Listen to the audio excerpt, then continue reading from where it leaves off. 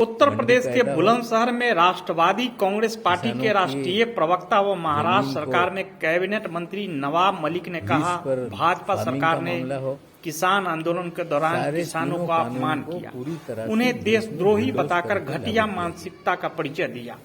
लड़ाई इस सरकार किसानों में ने किसान, कानून युवा, बनने से व्यापारी और पहले शुरू मजदूर कर दी सहित थी। हर वर्ग परेशान है। और अनूप जब शहर में कानून बन पत्रकारों गया से बातचीत में उन्होंने तो कहा, किसानों ने दिल्ली की भाजपा तरफ लोगों मार्च को करने का धर्म काम जाति में बांटकर ध्रुवीकरण की किसानों को रोका कोशिशों गया। में जुटी। जिस तरह से किसानों को रोककर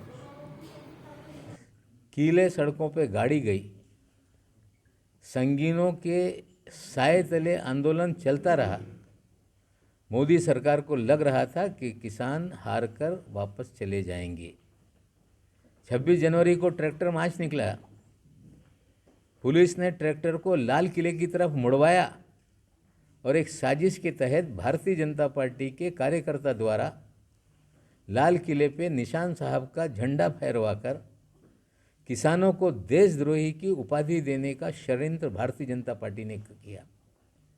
भारतीय जनता पार्टी के लोग ये कहते रहे कि ये खालिस्तानी आंदोलन है। भारतीय जनता पार्टी के लोग ये कहते रहे कि ये देशद्रोहियों का आंदोलन है। भारतीय जनता पार्टी के लोग ये कहते रहे कि ये आंदोलन किसानों का नहीं, ये कुछ लोगों का, अमीर लोगों का आंदोलन है, ये किसानी नहीं है। किसान के भेष में बहरूपिये आके आंदोलन कर रहे हैं। हमें लगता है कि 13 महीने आंदोलन चला, किसान भाई डटे रहे और एक दिन रात में टेलीविज़न पर और मोदी साहब ने ये कहा कि मैं कुछ लोगों को समझा नहीं पाया, इसलिए कानून वापस ले रहा हूँ। कुछ लोगों को नहीं, किसान आपके खिलाफ थे। आपको लग रहा था कि उत्तर प्रदेश, पंजाब, उत्तराखंड के चुनाव में आपका सफाया हो जाएगा। आपने मजबूरी में कानून वापस लिए।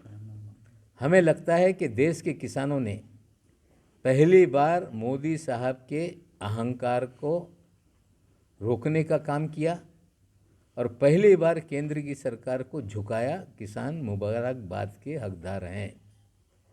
आज मोदी साहब और भारतीय जनता पार्टी कहती है कि किसानों के हित में हमने कानून वापस ले लिए। अगर किसानों के हित में कानून वापस लेने की बात थी तो जब आंदोलन शुरू हुआ महीने भर में आंदोलन वापस हो जाता।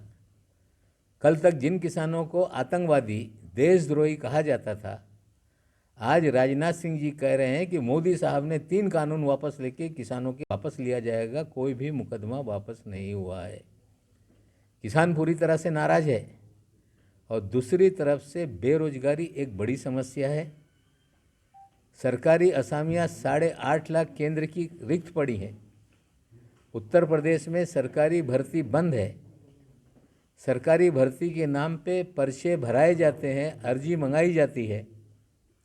500 रुपये से लेकर 1500 रुपये इम्तिहान की फ़ीस ली जाती है।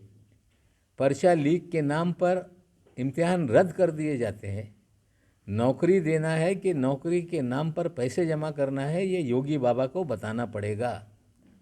हमें लगता है कि नौजवान और किसान पूरी तरह से खिलाफ है। योगी जी कह रहे हैं कि हमारे राज्य में गुंडागर्दी खत्म हो गई, महिलाएं सुरक्षित हैं।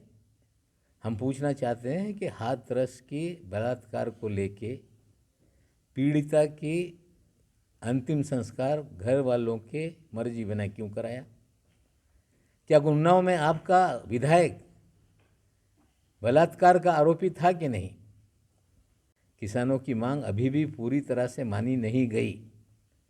एमएसपी पे कानून बने, इसको लेके समिति गठन होगी, इसीलिए किसानों ने अपना आंदोलन वापस लिया, लेकिन किसी भी समिति का गठन नहीं हुआ है। तोमर जी जो कृषि मंत्री है वो तो कह रहे हैं कि फिर हम कानून लाएंगे। कानून वापस लिया गया है चुनाव के डर से। हमें लगता है कि केंद्र की सरकार को किसानों ने झुकाया है।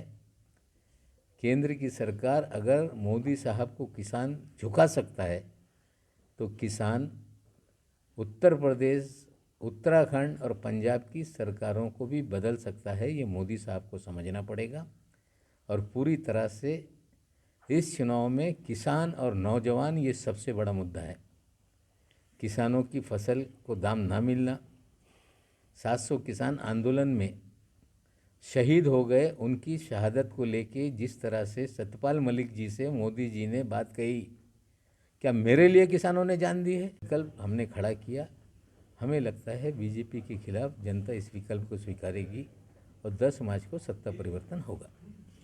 अच्छा, ये उत्तर प्रदेश में राष्ट्रीय कांग्रेसवादी पार्टी अनूप शहर में प्रत्याशी घोषित करने के बाद क्या जमीन तलाश रही?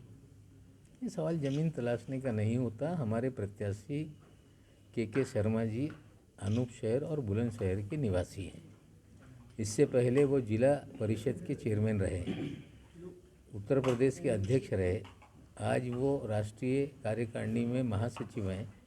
तो निश्चित रूप से एक नेता को पार्टी चुनाव लड़ा रही है। मेरा दूसरा ये दौरा है। पहले इसमें काफ़ी लोगों से हमने मुलाकात की। जिस तरह से